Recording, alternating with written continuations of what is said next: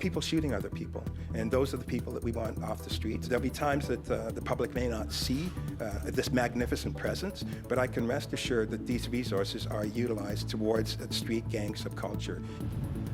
A beefed-up plan to come down hard on gun violence, the chief of police lays out an 11-week strategy in the hopes of making the city a little safer. As we first told you last night, Toronto Police are starting a new program to take on guns and gangs in our city. There's been a rash of shootings this summer. The most recent police stats show we've had almost 90 in July and August. Lorena Redekop is live in a community affected by the violence. Jane and Falls staff. Lorena, how will people there be affected by this announcement today? Well, we're seeing some of that right now in that the police chief said that this is going to involve working together with Toronto Community Housing and specifically its special constables. And we see some of those special constables out at the playground right now playing with the kids. And Toronto Community Housing says that it's also going to be working to get more jobs and opportunities for young people. And this is a housing complex where a 16-year-old was shot and killed just on August 1st. And since then, there have been dozens of shootings in the city. And so today, now with millions in government money, the chief laid out his plan. Toronto's police chief says don't expect to see a big increase in police cars in high-crime neighborhoods. Our frontline vehicles have the big sirens on top and they're painted really bright. And, you know, with street gang subculture, they can see that from a mile away. So all you do is you go in and you hide and then you come back out again. He says this new initiative will be intelligence-based. It's called Project Community Space. It'll run 11 weeks under the Gun and Gang Task Force. Chief Saunders didn't get into specifics today. I won't give up the actual numbers because the numbers are going to be fluctuating. But CBC Toronto has learned 45 officers from 17 different divisions will be involved. Project Community Space will start tomorrow and run until the end of October. Police will work with Toronto Community Housing and its special constables, areas dealing with recent shootings. The chief says gangs have become increasingly sophisticated. And there has been a transition from just notoriety and belonging to an entity that now makes money, and the money is driven from narcotic distribution and human trafficking as well. This initiative is happening thanks to $4.5 million from all three levels of government. One lawyer wants the governments to invest the same amount into community programs and gave a caution about how officers talk to young people. If they approach them with the mentality, oh, maybe these guys are on bail, or maybe they're violating something, or maybe they have something in their pocket, then those people are going to be resistant to communicating. If they come with the approach, hey guys, like, we know you're losing a lot of people out here, we don't want any more deaths, can you help us out? I was petrified to go out after this all happened. And, you know, I feel for the seniors, I feel for the kids. Let's see if we can clean up the neighborhood and get rid of all this violence and get rid of the guns. And I also spoke with a group of women who are sitting outside here, all Somali mothers, and they say that with all this violence, they're scared, they want this cleaned up, but they've also lived here before when there have been these big police announcements.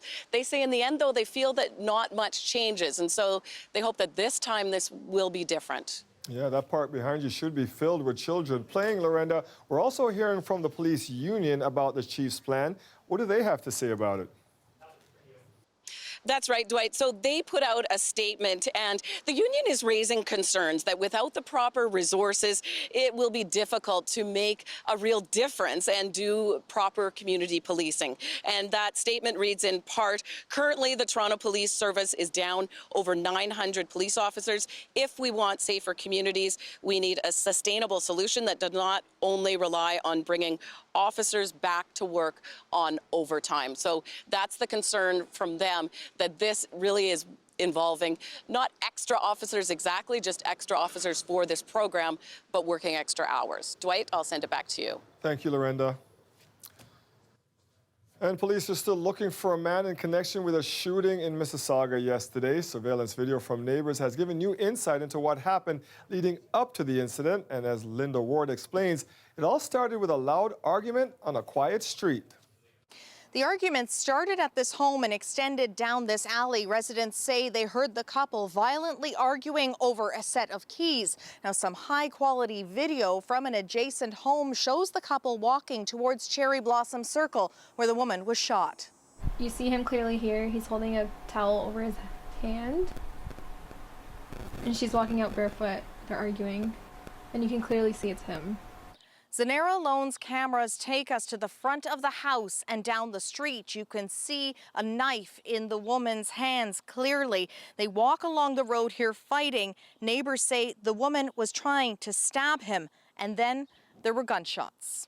People standing there, the girl was shot, and she was screaming, she was crying. The woman was bleeding from the leg. Witnesses say he just walked away calmly. This blood splatter and this surveillance footage shows he actually approached one resident's front door. It was really scary. Had it been, he could shatter my window, he had a gun with him.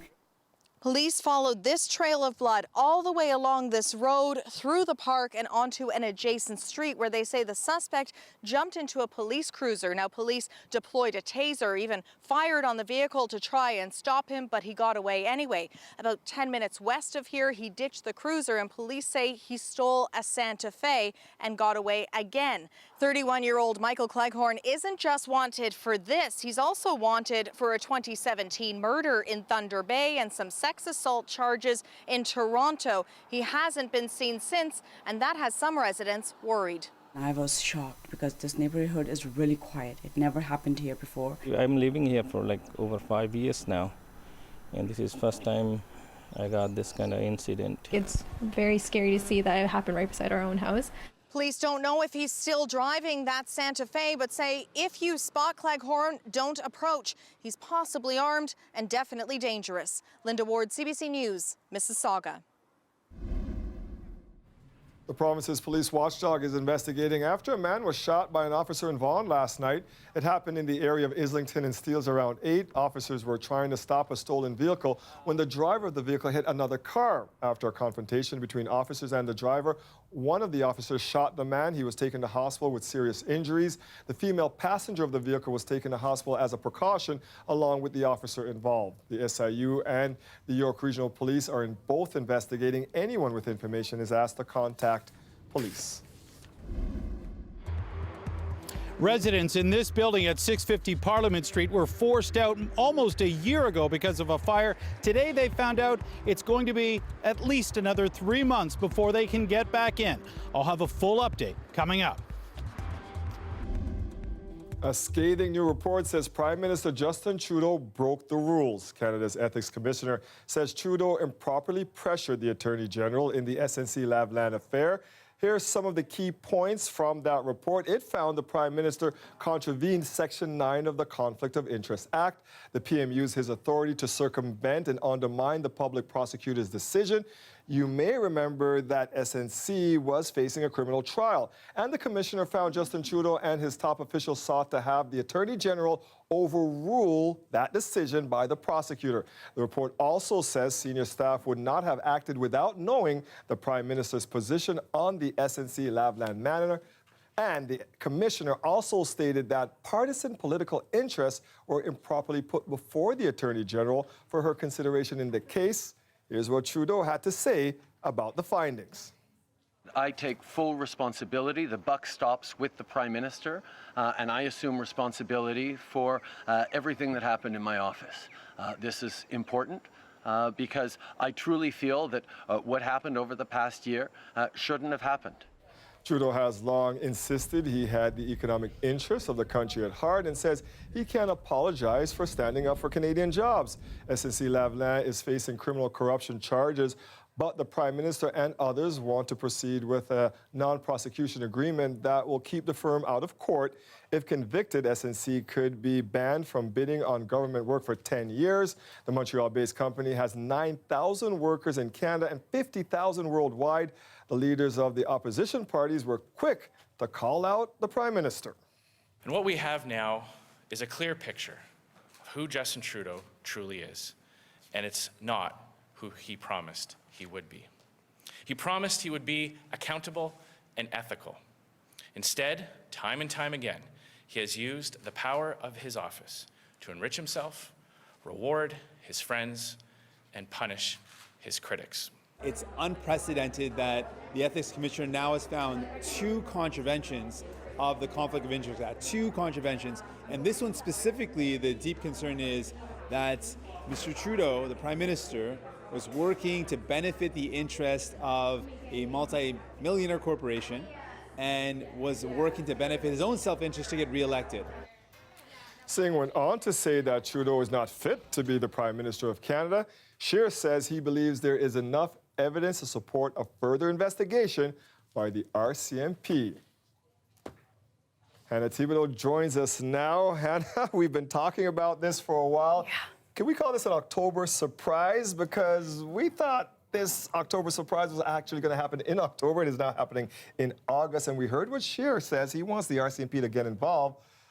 So what are they saying about this? So when it comes to the election, this is not good news for the Liberals. Let's be frank. If you look back in April when this all started to come out, it really started to bleed numbers away from the Liberal Party. However, you got to wonder, have all of those people who were angry at first, have they already left?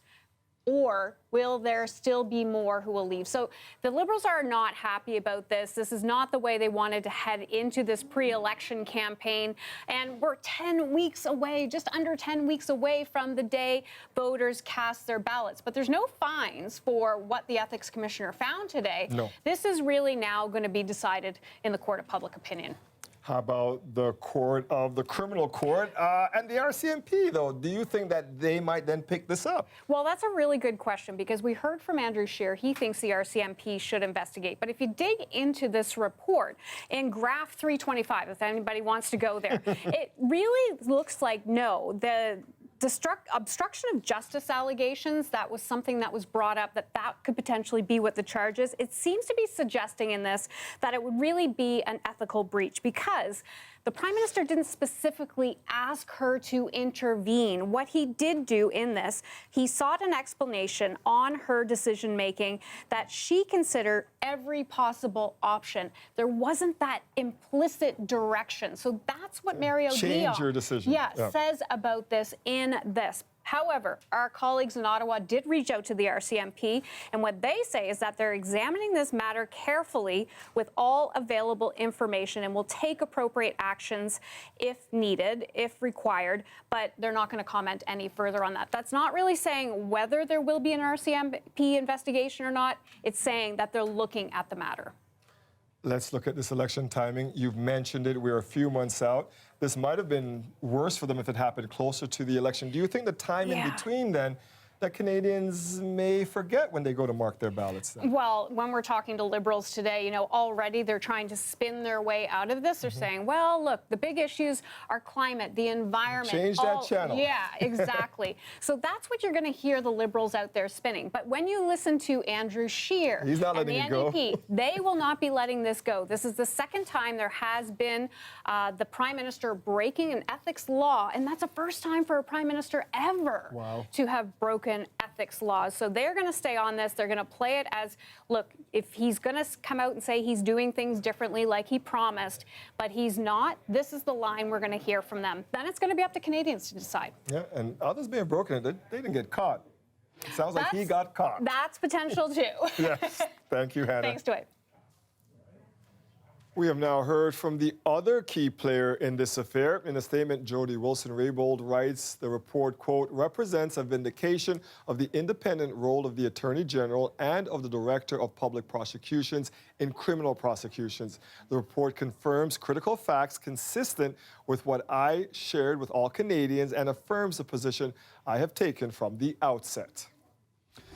You can find complete coverage of today's report online. Even read the whole report for yourself. Just head to cbcnews.ca. How about pickle lemonade? You like this? I love it. Love it. Okay, so the new, the unusual, we've got a breakdown of all the food at the CNE coming up later in the show.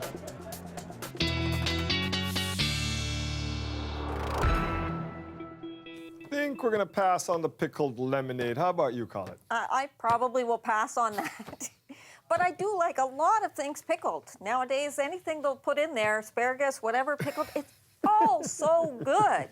Really good in a Caesar, too, by the way, a little pickle juice. Okay, yeah, I know. We'll have to try that later. All right, let's talk about the heat, though, because you're like, what? I know, it's really comfortable out there today, and tomorrow's going to be the same. It's pretty nice yesterday, although a little humid. But you know what? Towards the weekend, I think we're going to see some of that heat returning and the humidity and a chance that we may hit 30 degrees again. So the summer is not done, even though the CNE marks, getting towards the end of summer. It's not done with us in terms of the weather. So hottest day we've had so far, just to kind of recap, July 20th at 33 degrees. But days where we've had temperatures of 30 degrees or higher, we've had 10 of those. On average, we have 12. Okay, last year we had 3 times that. We had 30, but still, I think we're going to add to that 10 as we get into this weekend. We'll take a good run at it. Current temperatures, though, just so comfortable out there. We're going to dive into why it feels so good a little bit later in the show, but the satellite radar imagery, nice and clear here, mostly clear skies through the overnight. There's a few little isolated shower potential there into southwestern Ontario. Otherwise, things looking really good. And through the overnight, it remains that way, except for southwestern portions of the province. Now, into tomorrow, it gets a little bit interesting late day. So a little bit of cloud cover comes back in to the north, primarily to the north of the GTA, and also back towards the southwest. We'll get into some isolated showers. I think we'll largely stay dry, though, towards the city. 16 degrees overnight tonight, 24 with increasing clouds then, and the heat coming back this weekend. Dwight, we'll talk about that coming up. We'll check back with you. Thank you, Colette. You're welcome. It's been almost a year since a fire forced tenants from a high-rise at 650 Parliament Street, and today we learned it's going to be at least another 3 months before they're allowed to go back home. Greg Ross is live at the building for us tonight. Greg, what are you hearing from property management about this? Well, the company actually held a press conference today to update us on a number of things. One of the things they wanted to talk about was the amount of money they've spent on the reconstruction here at the building since the fire. They also talked about the amount of money that they've invested on relocating the 1,500 people who live in this building. They say all in, it's somewhere in the neighborhood of $70 to $80 million, and yet there are still a number of residents who are questioning why it's taken so long. We're almost at a year now, and they're also questioning whether or not they're doing enough. I miss my view, I miss my neighborhood, I miss all of the things that I own that I have no access to. In 1 week, it'll be exactly 1 year since tenants were forced from this building at 650 Parliament Street. It's a mental toll, it's an emotional toll, it's a toll on my relationship. It's extremely harmful, and I do not think the building understands that. We regret certainly not being able to get people in faster. Today, the company that manages the building held a press conference to update the situation. They say as of the end of July, they were about 65% through the necessary reconstruction of the building at a cost of $50 to $60 million with daily work ongoing. The highest number of staffers, consultants, trades, etc. on site in a single day was 246. On average, we have 171 various trades on site. Do you think that they're doing their best to get you guys back in here, to get this fence taken away and to get things back to normal for tenants? Do you see this as a hive of activity right now? Do you see contractors in and out, the hundreds of people they're claiming are on site every day? The management company also claims to have invested $13 million into a tenant assistance program to ensure tenants have no additional out-of-pocket expenses. Elizabeth says she's staying in Scarborough and paying about $700 more per month. She says she's only getting about half of that from management. I think the last check we got was $342, something in that amount. Property management also recently cleared out the contents of every apartment, relocating it to a temporary storage facility in the parking garage, where tenants will soon have access to it once again. I believe the first visits are starting later this week, if I'm not mistaken. I think it's a good thing. Certainly will mean we'll be able to get the work done faster, and I think it's a positive thing to be able to reunite people with their contents. But they are now pushing the date to move back in to the fall. They say likely November. Do you think that that will happen? It's what they were saying to us a year ago, wasn't it? They were saying we'd be home by Christmas last year. I really can't trust them anymore as much as I want to be a kind and trusting person. Now, for months, we've been under the impression that the cause of this fire was an electrical fire. That's something that the mayor spoke about, fire officials have talked about as well. But today, in this press conference, the spokesperson says that that's undetermined. And the reason for that is because the fire marshal is still currently investigating. They've yet to release a report. And he says until that report comes out, that this fire is still considered undetermined, Dwight. It's a long wait for those folks. Thank you for that, Greg. It's really impressive how realistic it can be. This is really cool. It looks like a real-life operating room, but it's really a simulation lab. Coming up a little later in the show, we'll bring you on a tour of the lab at St. Michael's Hospital. You won't want to miss it. Stay with us. We'll be right back. The weather update is brought to you by Train Extreme Conditions Testing. It's hard to stop a train, really hard. Train, the most reliable heating and cooling brand.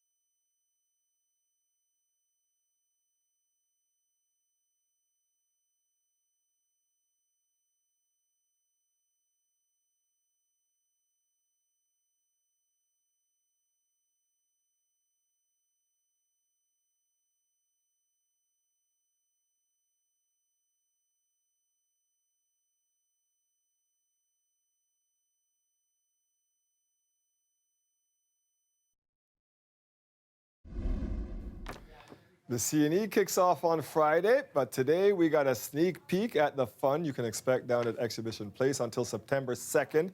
A new obstacle course was unveiled this year, but just like always, new and unusual food is still the big draw. Chris Glover gives us a look. That was myself. From a flaming hot Cheeto corn dog to wasabi ice cream, chefs are spicing up this year's menu at the CNE. Huh. I don't know how I feel about that yet. We give you this little syringe, and you may create your own adventure as you go.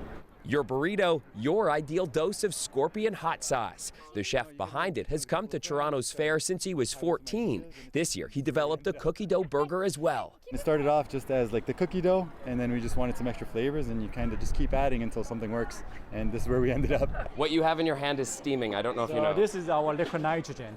More science experiment than cooking, this team concocted ice cream pressed into spaghetti. Make sure your shake doesn't get too frozen, though. There you go, my friend. Oh. Slow down.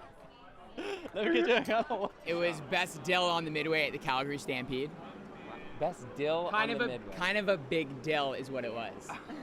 That's what the award was. Kind of a big dill. Fresh off a foodie win in Calgary, this couple hopes fans in Toronto are just as sweet on it. We have dill-infused lemonade with sweet pickles. This is the most bizarre thing I think I've heard here today. I think it will be bizarre and delicious at the same time. There you go. Okay, cheers. Cheers. Oh, it's sweet and refreshing. Yeah, and you'll notice over time the flavor just continues to build. Does this help you play, this pickle juice? It does. It hits the spot right, goes right through my body, nice and smooth. Toronto Argonauts player Levi Noel is working on his third of this smooth drink, and it turns out pickles taste good on just about anything. I don't know, pickle may be the theme this year, but I keep saying if you have a cholesterol problem, pace yourself, because I don't want you to get sick. Not everything is deep fried and greasy. Flavorful? That's really good. The guacamole is my favorite. In fact, it wouldn't be 2019 without a plant-based burger. What is it like to come to the CNE and unveil new food? It's the highlight of our summer. CNE is one of our best shows we do. So while the world is going crazy for plant-based diets, you are wrapping meat in meat. Yes, sir. And then there's Mo Niggum, serving up pulled pork wrapped in a veal taco shell. It's basically like a beta test, right? And we'll see if everybody likes it here, then we can drop it in our stores. It's fun, and it's the only place where you can actually experiment with recipes like this. No. Difficult to eat, but this veal taco is breaded with Doritos. This is not first date food. So you are really hustling your food. You are actually running around here trying to get people's attention. Of course. Why is that? What do you have? Because this is the Japanese pancakes, and this is very light and fluffy. Light as air, fluffy as cloud, and it's made with egg white. Very jiggling. And with endless cultures to pull from. This is Toronto! Diversified culture, great food! Yay! Toronto's annual culinary cook-off shows once again. There we go. When you add creativity, anything is possible. Chris Glover, CBC News, Toronto. The most exciting part of this technology is that we spend so much time on our phones. And now that time can be put to beneficial use. Taking a selfie will allow you to test your blood pressure. We will bring you the benefits of a new Canadian app and some concerns experts have after the break. Stay with us.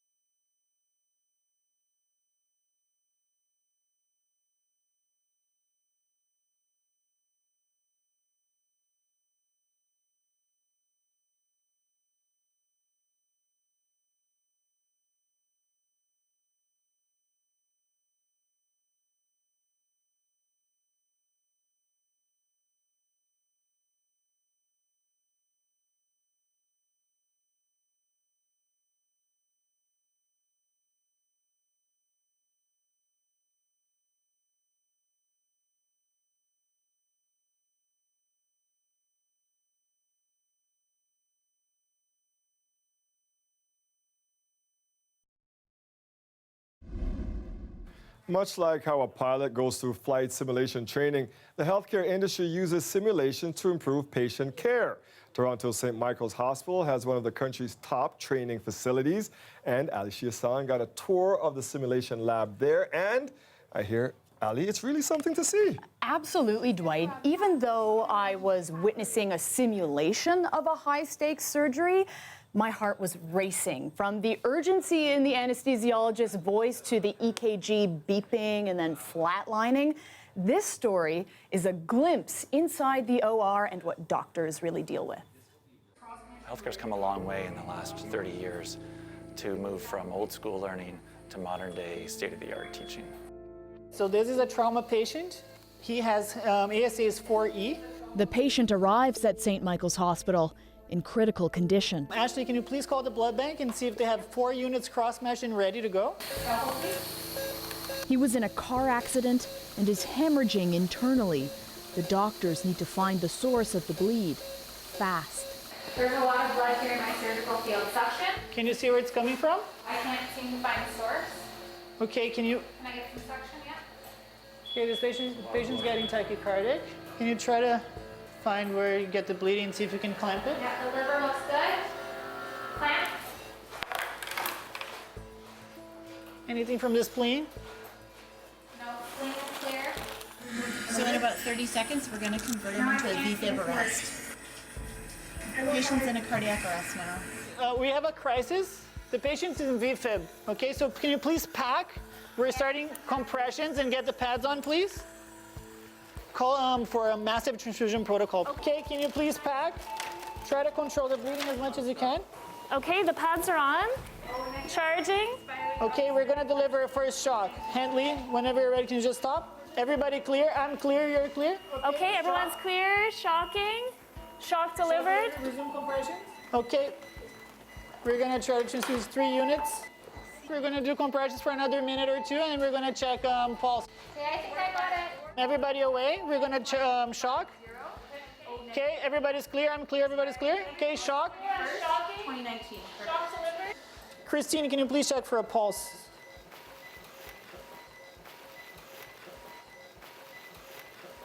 Yeah, we have a pulse. Okay, we can stop compressions now. We're gonna stop there. Scenario's over. Okay, thank you guys. Let's debrief. Good job. They come here weekly every Monday afternoon for about 4 hours. A lot of it is about how we communicate, so teamwork, how we do our task management, how situational awareness. It's really impressive how realistic it can be. It might be like a silicone or something, but it's just like very melty. So I apologize that it looks gross. Here we have artificial blood. We have different organs in here, and actually under the operating room bed, we have a bucket of blood with a pump, and it actually continues to pump blood through the trainer.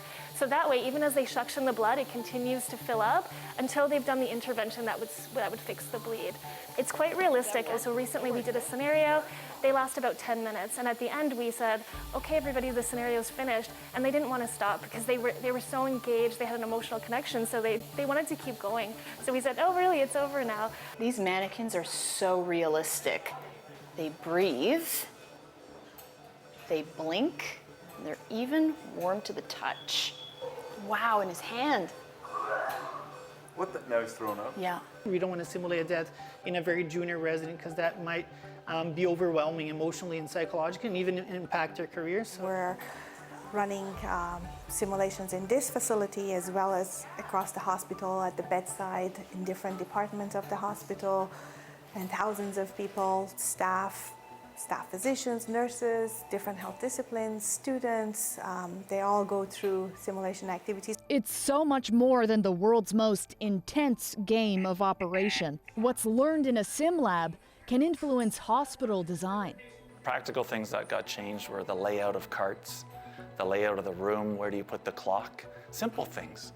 But simple things that matter when time matters most. And once the hospital or the rooms are built, we go in again, because there's still ways that rehearsing or practicing a clinical event can make our systems that much better.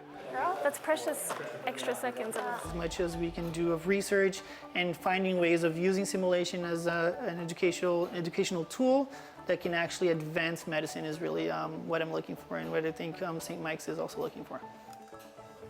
So the simulation program at St. Mike's has been around for about 20 years. And back then it was pretty beta. A doctor would find a training mannequin and an empty room, and they would go and practice, say, a tricky procedure like giving a tracheotomy. Now they have an actual closet full of these mannequins, babies, preemies, just body parts, and some of these mannequins can actually give birth. When we were shooting this, I overheard this amazing conversation with some of these sim technicians about their favorite skin recipe, which they make from scratch. Just the feel. The mannequins do look real, but sometimes they actually use real people for this. Yeah, absolutely. So the whole idea is to make these scenarios as realistic as possible. And in reality, there's some distractions that can happen in the operating room. In some of these simulations, they will have people acting as distressed family members. They will barge into the OR and shout. And this sim lab isn't just for new doctors. It's also very popular among veteran surgeons who want that extra practice doing complex procedures in high-stakes situations. Yeah, important for them to do it like this before they do it on us for real. Exactly. Thank you, Ali. Cheers.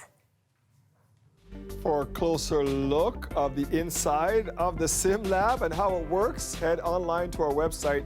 You can check out the full video over there. That's at cbc.ca/Toronto. A local researcher says learning how healthy you are can be as simple as a smartphone selfie. New research shows the Made in Canada app is a reliable way to measure blood pressure. But as Lauren Pelly reports, privacy experts are urging caution when it comes to sharing your health data. Imagine using a smartphone selfie to learn how healthy you are. The most exciting part of this technology is that we spend so much time on our phones. Researcher Kang Lee is developing an app that scans your face in just 30 seconds. The technology is called transdermal optical imaging. So the principle is very simple. As light penetrates your skin, it hits a protein inside your red blood cells called hemoglobin, which carries oxygen throughout your body. When the light bounces back, it reveals your blood flow.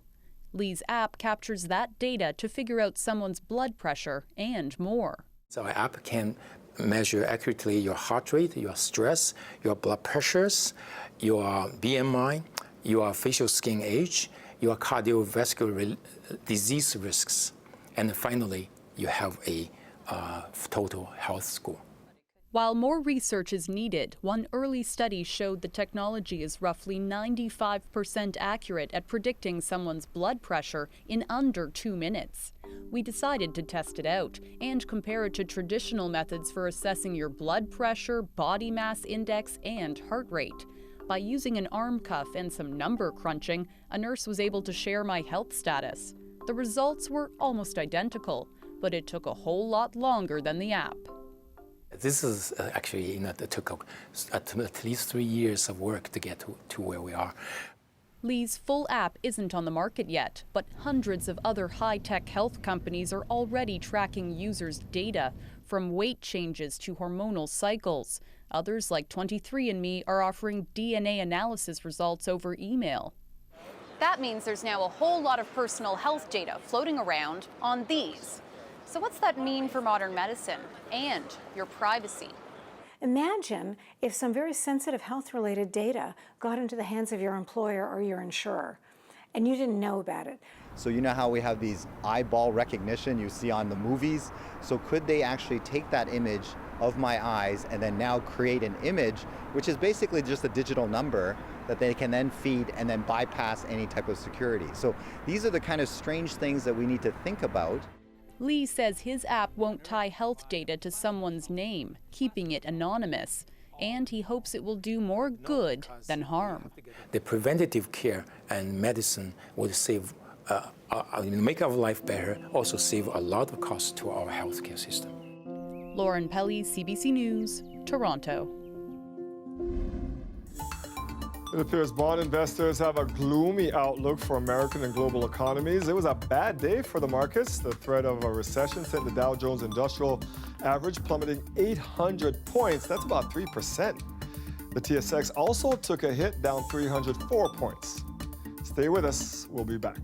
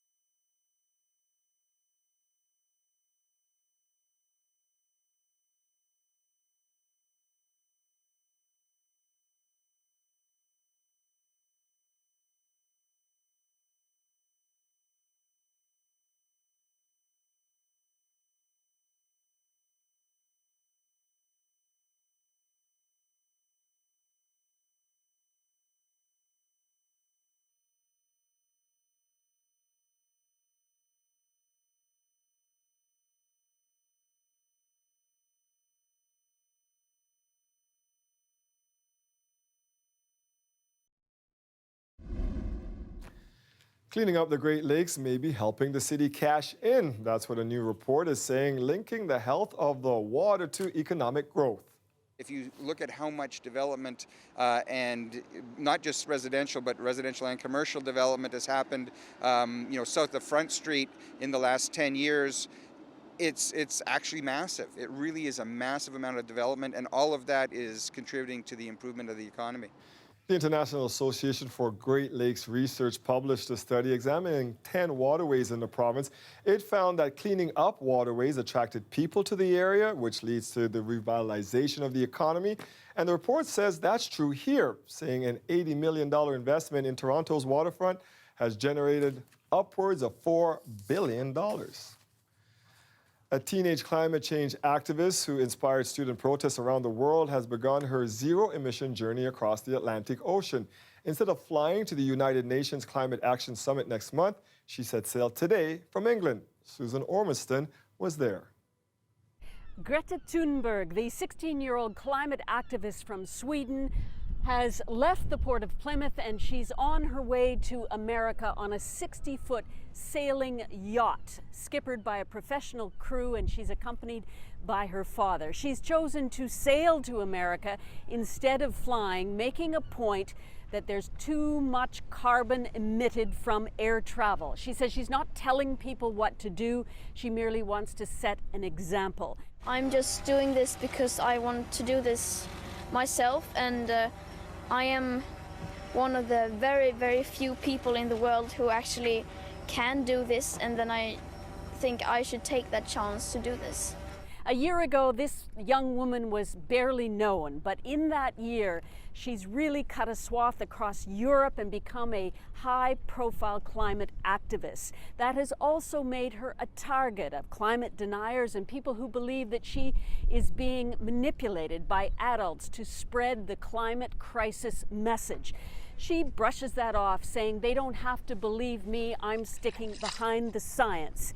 And she's hoping that people will consider her message and her method of travel and think about it in the future. Once in the Americas, she's going to be attending a number of high-profile climate conferences in New York at the UN, in Chile, and she told me she will be coming to Canada as well.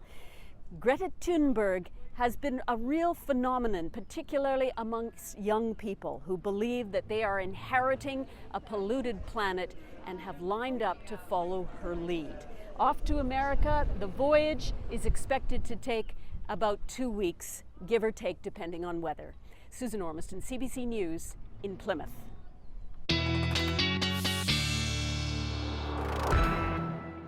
An inspiring young lady, Colette. Come on. Yeah, for sure. Really is. She had a book that came out this summer, No One is Too Small to Make a Change. Such a great title and such a great concept. So, wow, I'm so happy for her. And what a journey she's on, too, coming to us in North America. I want to show you the weather headlines and what we have here. Comfortable temps, you know that. It's been mild and it feels pretty good out there. I'm going to explain why. A chance for some showers, especially to the north or southwest into Thursday, late in the day tomorrow. And then this weekend, the return of heat and humidity. So the current temperature is really comfortable. The hotspot winds are at 27, but a lot of 24s here around the GTA and beyond. And then if we take a look at those dew points, so kind of the moisture content of the air, look at the range. Mark them at 8, 13, a couple of 13s for Toronto and at Pearson as well. And if we take those numbers and take them to our dew point chart and comfort and how it feels, well, we're way down here for some of you, in fact, into the dry, but certainly into that comfy zone. Towards the weekend, though, it's likely going to be headed towards oppressive, especially towards Sunday, the second half of the weekend. For now, a few isolated showers back well to the west. It's going to be mostly clear overnight tonight through the city and to the north of us as well. But into Thursday, some clouds building into the afternoon hours, and then we get into that chance, first some spotty showers, and then as I roll this into the evening hours, especially in the cottage country, we get into more of a risk of seeing some wet conditions. So I put that potential in for us, even for the city, slight risk, but more so into Friday. And again, kind of as the day wears on, we'll see some showers and a few embedded thunderstorms starting to light up in there. Overnight tonight, 15 to 16 for those overnight lows. And then tomorrow, kind of a cool but comfortable day. The temperature running a degree or two below seasonal. That's not going to last. Still pretty comfortable Friday. Into Saturday, though, 27, feeling 34. And Dwight, by the time we get to Sunday, 30, feeling 38. And that's what I mean when I've been saying summer is not done with us yet. I've got a charity beach volleyball game on Saturday, and that looks like perfect weather for that. Oh, yeah. And then you got to take a dip afterwards. Yes, ma'am. We'll be out at the beaches. Thank you, Colette. You're welcome.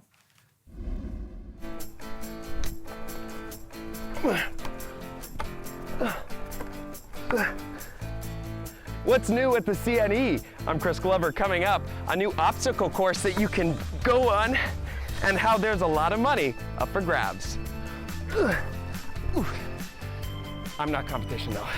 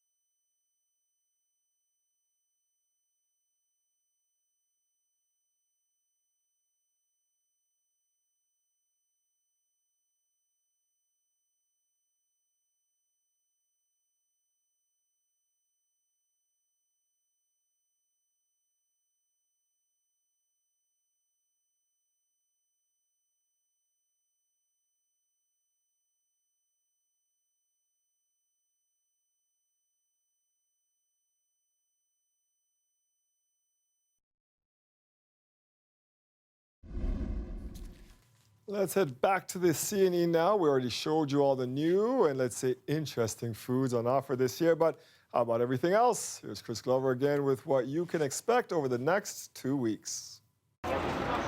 Not everyone gets to roll into the CNE like this. As you came in style. I did. I came in style, but I bumped my head on the way out, so that was a bit embarrassing. Comedian Noor Hadidi is one of the stars of the fair's first stand-up comedy event. It's a bunch of comedians who are based in Canada but have diverse backgrounds, and it's just going to be a really fun time. The CNE is famous for live entertainment. Molly Kazan, aka the farmer's daughter, calls this farm-tastic gymnastics. It's pretty fun. I also do a one-of-a-kind circus stunt finale at the end of my show, where I do something called a bottle walk. Now, back in the heyday of the circus, women used to perform it in high heels and on top of champagne bottles, but I'm taking it back to my country roots, and instead I do it in cowboy boots and on top of milk bottles. What do you call this motion? So, this motion right here is called the flat loop. A professional circus performer for more than 10 years. Because the faster I spin it, the bigger the loop can get. She makes it look easy, but trust me, it isn't. Ready? You can do it. You can do it. Oh, Performing all over the world, this is her first time home at the CNE. It's so fantastic being here for Canadian audiences and Canadian crowds, especially as a a really proud farmer's daughter. Are your parents going to come watch you? They actually are, yeah. They better. Your act's called Farmer's Daughter. They will be here this weekend. They're coming opening day, actually. He will be competing. Another first for the fair, a Ninja Warrior-style obstacle course called the X-Race. The winner takes home $5,000. You still can beat me in a way, but I said, you gotta work for that. It's money we're talking about, so you gotta really work. The CNE is known for its food, it's known for the carnival. How do you think that this is going to help all of that? I think it's just going to boost it all. I think we're going to see a lot of crowd participation in this, both from supporting the athletes that are on course that can't help but get involved emotionally. But I think we're also going to see those, those on-the-spot heroes that come out of the crowd and say, "I can do this. I can step up." I want to be an on-the-spot hero. That's great. So do I. I've been humbled very quickly. Despite a good start, I too was humbled very quickly. I'm not competition though. Tired of the heat and sun? They've got you covered with an indoor arcades room. Organizers say the so-called gaming garage has doubled the amount of games, including some old favorites. Oh! The massive Chinese lantern display is back this year, but with a 2019 twist, augmented reality. We think it's a real opportunity to integrate technology. Everyone today has a smartphone in their pocket, and this is a great way to give them a place to use it and to experience the art in a new way. Organizers hope they've reached for enough new things. They'll keep a 141-year tradition exciting. Chris Glover, CBC News, Toronto. You are looking live at a shot of your beautiful waterfront. 16 years ago, something major happened in our city. You remember? If not, we'll tell you after the break. Stay with us.